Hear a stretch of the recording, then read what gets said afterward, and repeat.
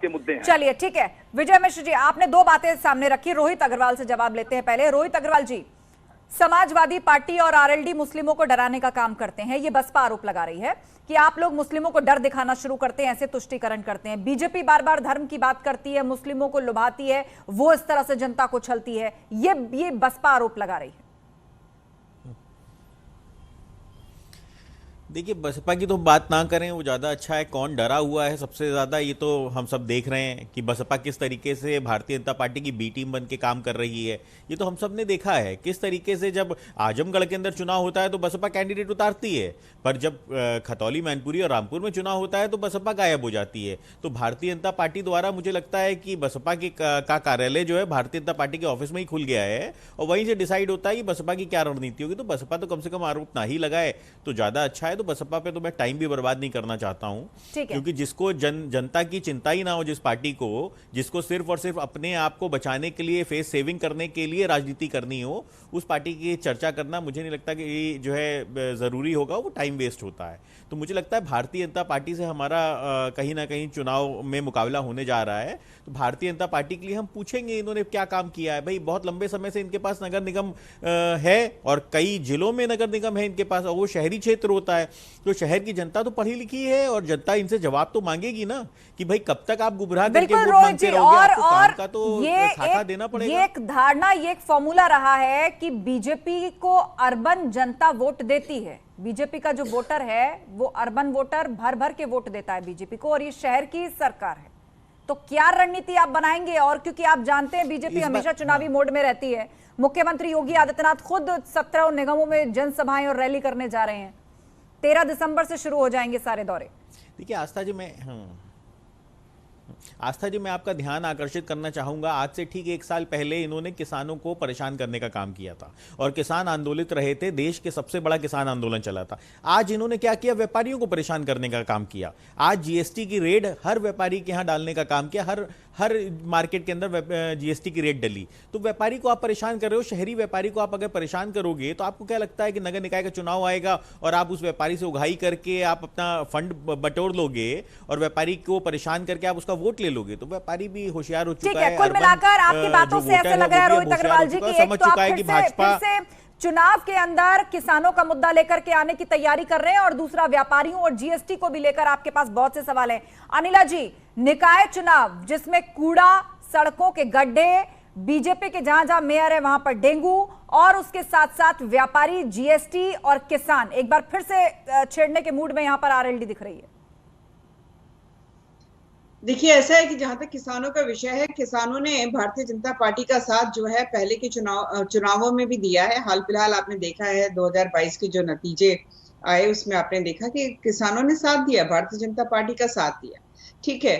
और नगर निगमों का जहां तक कार्य का बात है, जो भी नगर निगम जहां पर भारतीय जनता पार्टी सपोर्टेड जो मेयर्स हैं, उन्होंने अपना काम बहुत अच्छी तरीके से किया है। सबसे बड़ी बात यह है कि यहाँ बेईमानी नहीं होती, ट्रांसपेरेंसी होती है, डिलीवरेंस होती है, गवर्नेंस होती है। बिल्कुल देखा है, जनता ने देखा है किस तरीके से हर घर में डेंगू, मलेरिया, टाइफाइड और इस तरीके की बीमारियां हुई और भारतीय जनता पार्टी के नेता नदारत रहे।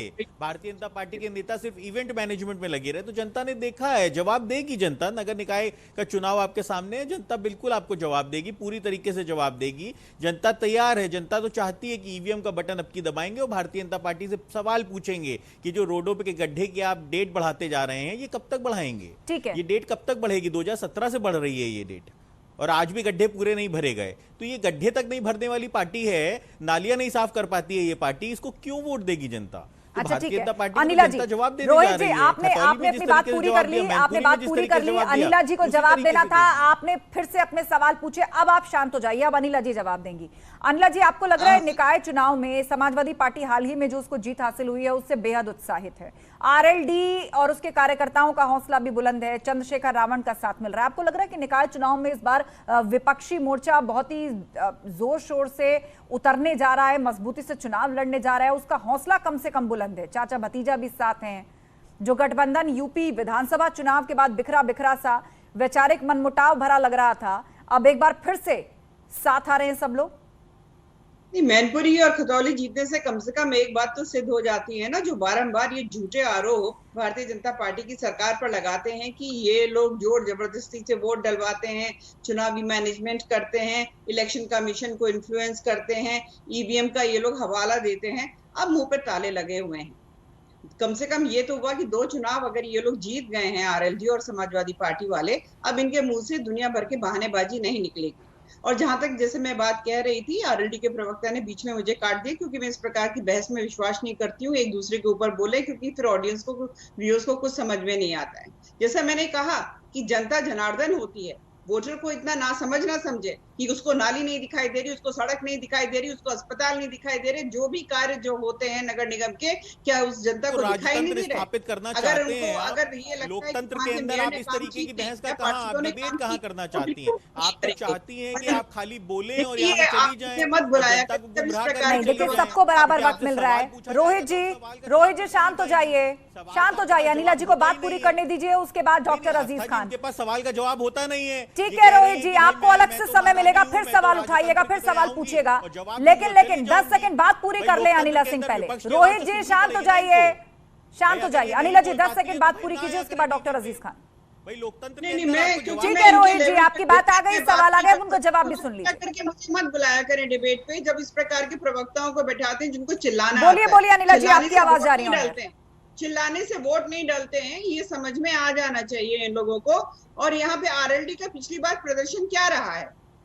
हाँ, जो समाजवादी पार्टी की छोटी सी उंगली पकड़कर आगे चल रहे हैं, घुटने चल रहे हैं, समाजवादी पार्टी के सामने रेंग रहे हैं, वो हमें चुनौती दे रहे हैं। समाजवादी पार्टी के सामने बोले तो समझ में आता है, पर ये मैं फिर कहती हूँ और पूरे विश्वास के साथ कहती हूँ, जिस प्रकार का कार्य भारतीय जनता पार्टी के मेयर्स ने किया है, पार्षदों ने किया है, इस बार आप देखिएगा 17 की 17 जो मेयर्स हैं वो भारतीय जनता पार्टी के बनने वाले हैं।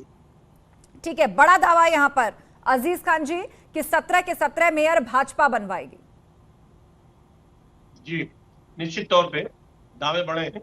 2-3 बातें बड़ी अहम है, चूंकि मैंने कंक्लूड किया, बड़ी गंभीरता से सुन रहा था जी। देखिए जानती हैं आस्था जी, पहली बात तो किसानों का वोट ले लिया धोखे से, क्योंकि यही किसान है, इसको आश्वासन दिया गया था कि एमएसपी हम लागू करेंगे और हम बिल वापस ले रहे हैं। सैकड़ों किसान मर गए, अननेसेसरी बिल को लाए और फिर वापस लिया, सैकड़ों किसान मर गए। आज कहीं ना कहीं किसान अपने आप में वो पछता रहा, उसको तकलीफ है। एक बात, आज आप व्यापारियों की स्थिति क्या है? मेरे ख्याल से जग जाहिर है, जिस तरीके से छापे पड़ रहे हैं, प्रताड़ित किया जा रहा है, ये मुझे लग रहा है कुछ छिपा नहीं है इसमें।